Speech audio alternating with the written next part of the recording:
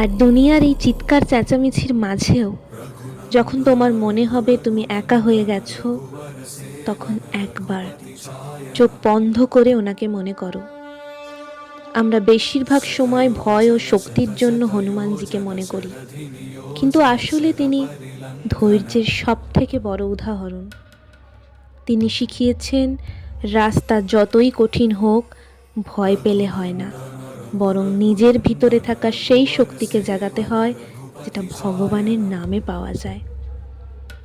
আজকালকার এই দৌড়ঝাঁপের জীবনে আমরা কেবল শান্তি খুঁজে বেড়াই।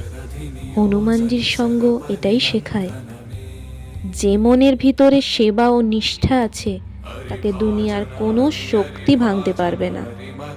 যদি আজ তোমার সাথে কেউ না থাকে, তবে চিন্তা করো না। মনে রেখো, যার রক্ষা স্বয়ং বজরংবলী করেন, কালও তার কিছু করতে পারবে না।